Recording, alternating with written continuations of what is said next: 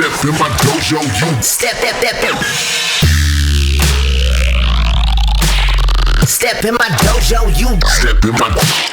I have always made different goals, different challenges for myself, and I've grown from them. And a lot of things that you might take for granted about me were New Year's resolutions at various points. For example, in my New Year's resolution in 2013, I was like, you know what? I've been making music for a really long time. I've been a full-time professional musician since like 2006, 2007, but I didn't know how to play any instruments. So I was like, okay, I'm going to learn how to play an instrument this year. And I was pretty bad at guitar and piano, and kind of like reading music notation and stuff, like my eyes just turn off, you know, like I like a piano roll. I can look at a piano MIDI editor, fine. I love dealing with that.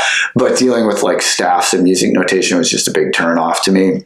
So I decided that I was going to learn finger drumming, you know, because I had made beats on the MPC before, and, you know, I'd never really learned it that well. I made some like super basic beats in high school on this MPC, but it only had like 8 seconds of sample memory and only 2 outputs and like no EQs or compressors and stuff. So I didn't really get that into it. I was more into DJing. But I always had this MPC at my house that I'd made like 3 beats on that was just collecting dust. And I was like, okay, you know, I never did learn that thing. It bothers me that I never really properly learned it.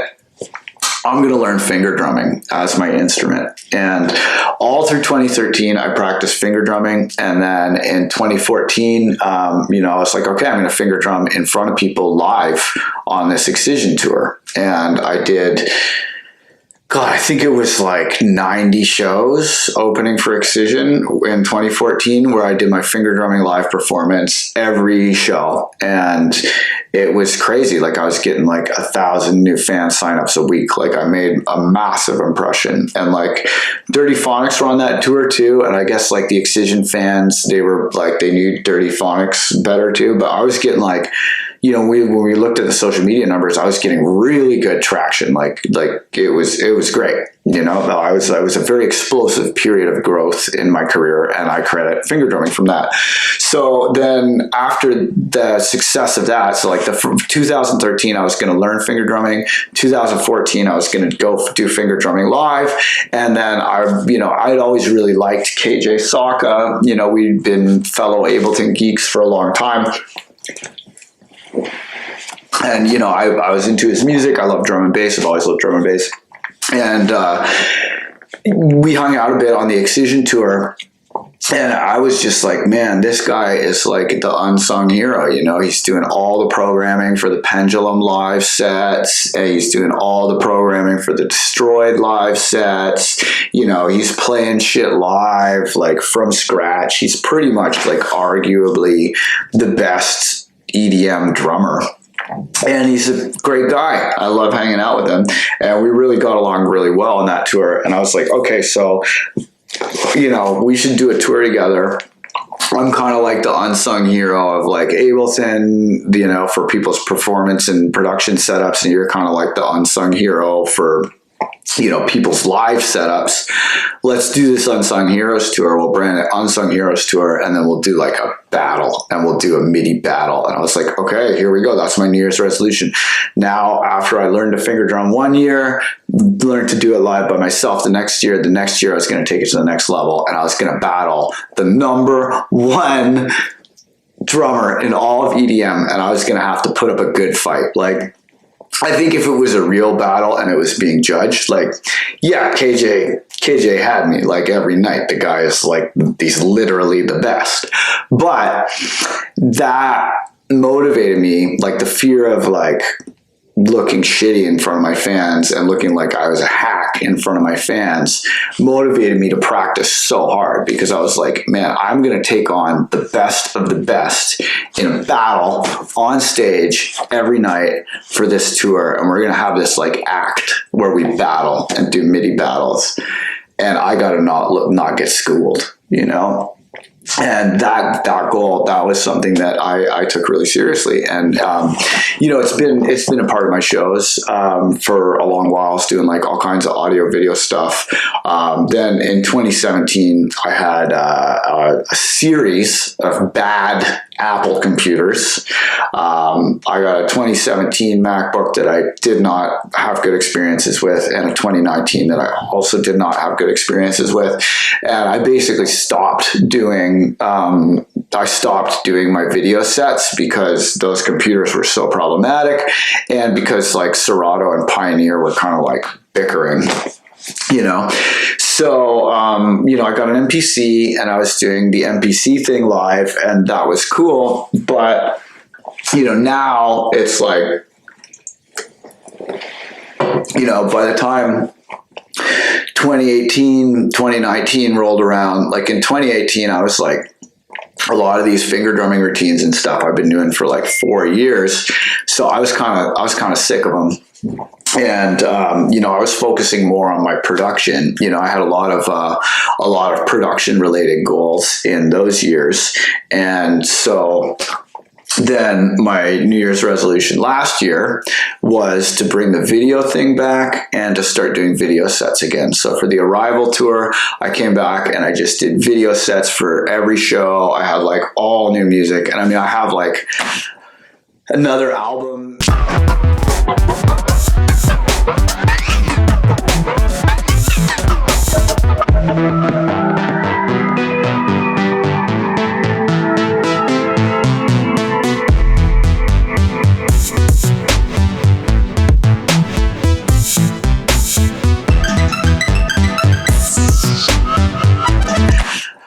Another album. If I wanted to split it up into 2 albums, I have like 2 albums of unreleased music. I'm probably going to do it in EPs. My management are like, dude, you got to stop releasing these huge albums with big gaps in between them. Like, start releasing singles and EPs. It's better. So I'll probably do it like that. But I have 2 albums worth of unreleased material.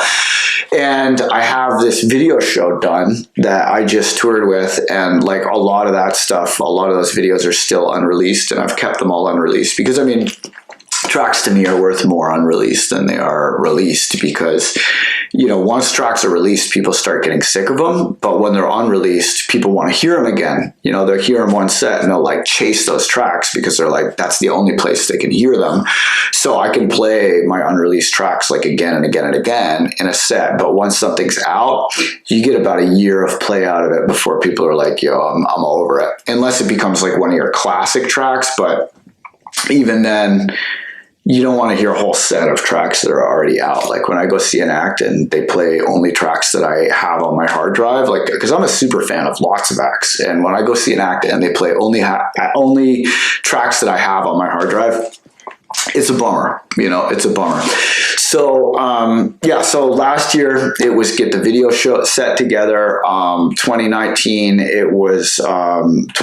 my New Year's resolutions were, to like get my album ready. And, I did get my album ready. The Arrival was going to come out in 2019, but it got delayed because the label it was going to come out on, they kind of, flaked on me, and whatever, it was for the best anyway, but the label was going to come out and they flaked on me. So I decided I was going to put it out on my own label, Producer Dojo. And then 2020 happened, and I got really depressed and started drinking again and gained 40 pounds. And I was like, okay, so my 2020 New Year's resolutions, I want to read a book every week. I want to stop drinking. And then, practice melodics.com. It's like kind of like this video game for finger drumming and stuff. So I was practicing that, and I feel like my finger drumming chops are like back up now, and I'm ready to take it to the next level. I'm way ahead of myself in terms of music. I'm way ahead of myself in terms of video. So my goals for this next year are to bring all new finger drumming live performances to my set. I want to have a bunch of them that are totally new and different and stuff that I haven't done before. And I want to start bringing some live synthesis to my show. And that is something that I have never, ever done on stage, is synthesis. So I want to be doing modular stuff, whether it's VCV rack inside of my iPad controlled with Touch OSC. It's probably going to be that, because I have been experimenting with that, and that has been really fruitful. VCV rack has been ported over to the iPad as MyRack, MIRACK. It's very cheap. It's like, I think like $6 or something, and you can get all of the mutable instruments modules and all these other modules that are awesome. And then VCV itself, because MyRack is like, because VCV rack is open source, MyRack is like, it's not really affiliated with VCV rack, but it's the same code. It's just missing a lot of the third-party modules. But VCV Rack 2.0 just came out, and that finally has VST support, so you can load it inside of Ableton. So now that that has happened, I've been diving really hard into modular, and I've been patching a lot on VCV Rack and MyRack.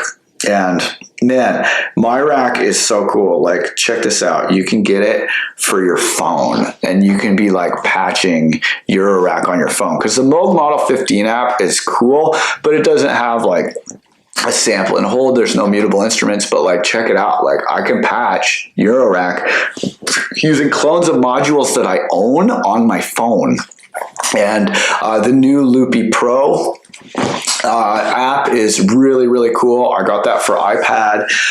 Loopy was like a very cool live looper that has kind of expanded into basically a full DAW now.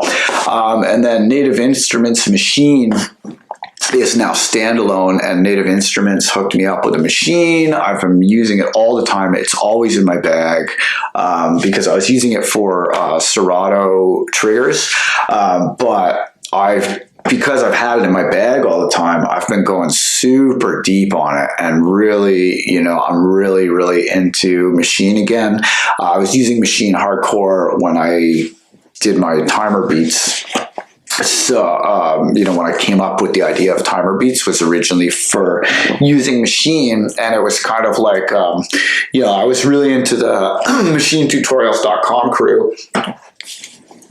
At Knock Squared for machinetutorials.com, he was doing this 6-minute workout every day where he would, set a timer for 6 minutes and just see how far he could get. And I was like, that's cool, but like, homie only ever ends up drilling the first few stages of the process, like the sample chop stage, I was like, could I figure out a way to make a whole beat where, like, it's arranged, it's got different sections, there's automation, there's melodies, there's bass lines. Like, can I adapt that to a half-hour process? And that was how I came up with timer beats, was from Machine, and then I adapted that to Ableton to make the timer beats exercises that you know and love from Ableton. But all this stuff came from my New Year's resolutions, my video show, my albums, making timer beats, finger drumming, battling KJ Saka and doing the Unsung Heroes tour,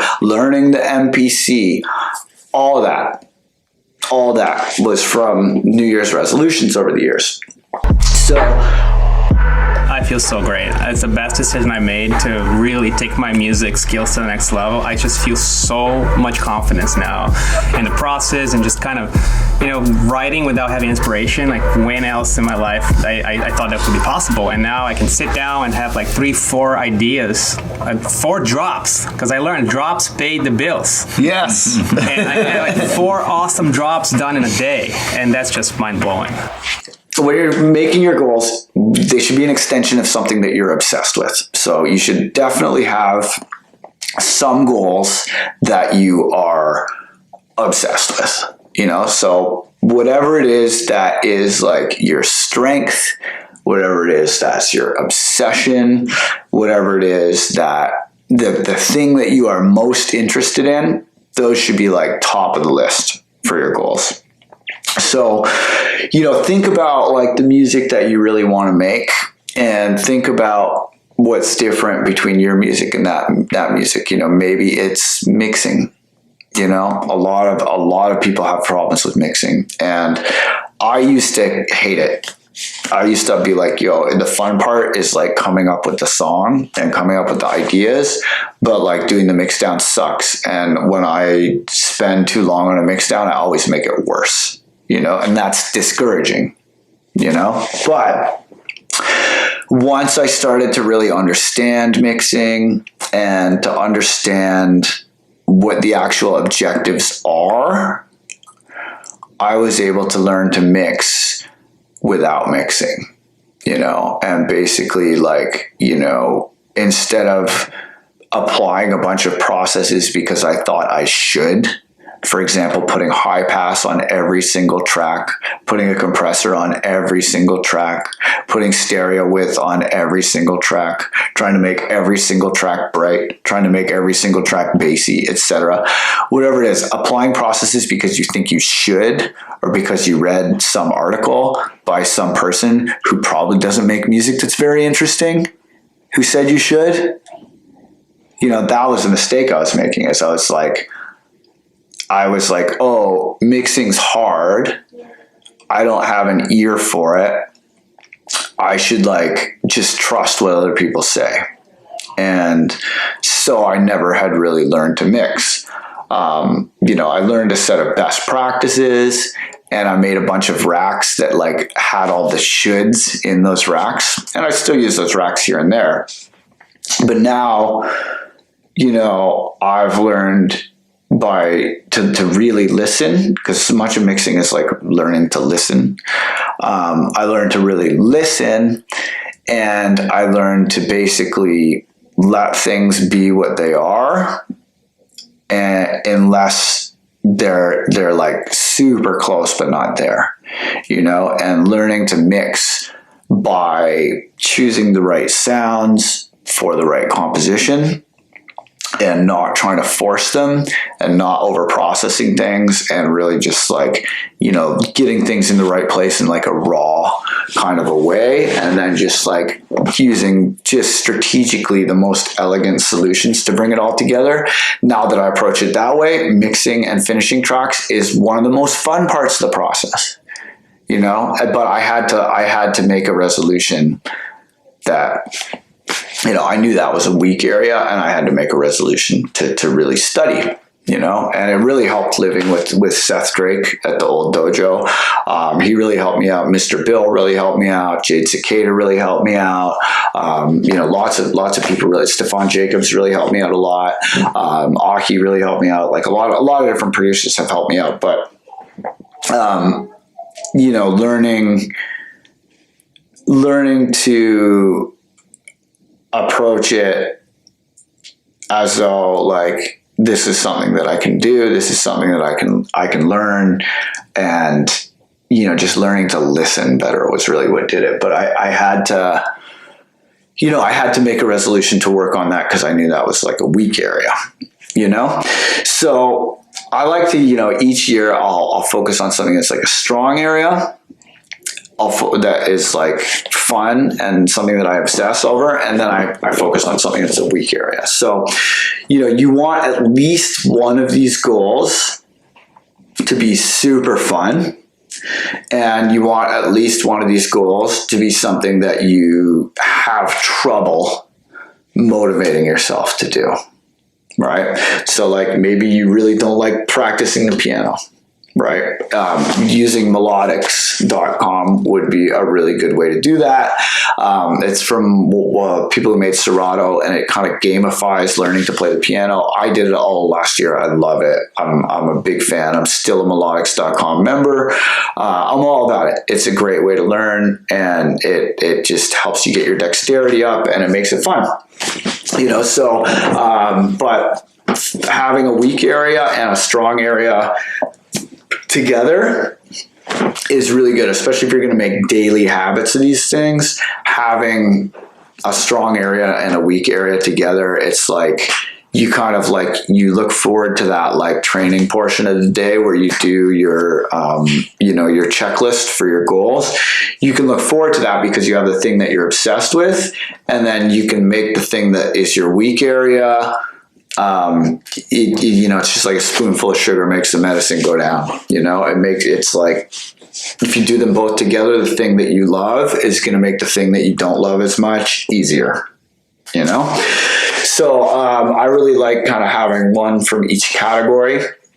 And then normally I'll have some kind of a lifestyle goal in there as well. So whether it's like working out, whether it's avoiding alcohol, whether it's quitting nicotine or whatever the hell else, I usually have one from that third area that's kind of just like an ongoing like lifestyle discipline goal. Right.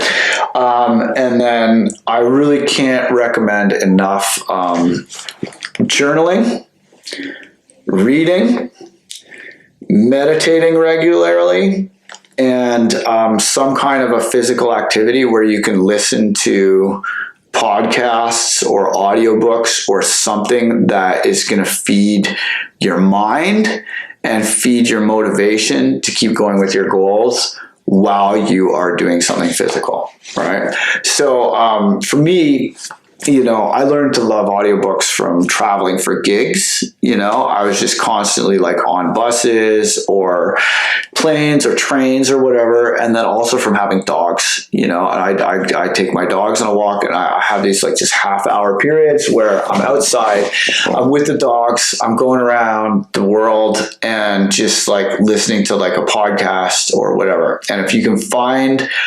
podcasts or audiobooks that have to do with your goals, when you journal and you're listening to podcasts or audiobooks or whatever, you have some kind of educational listening, the pieces really start coming together because you're getting food for thought while you are doing something physical. Because like, man, if I don't make myself take breaks and do physical stuff, like any of you who've been on these studio retreats know, I can go for like a 12, 14-hour day just in the same chair producing the same song, because I've like cultivated my ability to focus like that.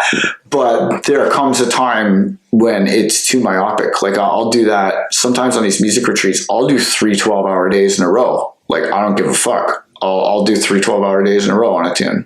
Like I get obsessed with finishing tunes, and it's good, but you also got to take breaks. You got to stretch, you got to get exercise. And I have a family, I got to spend time with my family. I got to hang out with my daughter and my wife, let them know that I care about them, make them food, see if I can lighten the load for my wife. Because man, having a kid, it's a lot of work. So, I can't, when I'm at home, I can't just do 12 hours in a row and maintain my sanity and maintain my household. Like I just can't. And I'm sure you have other things going on in your life too. So, having something that you can do when you're taking breaks that can keep you focused on your goals, keep you motivated on your goals, maybe make you think about them in a new way. I find that is a really great way to supplement it.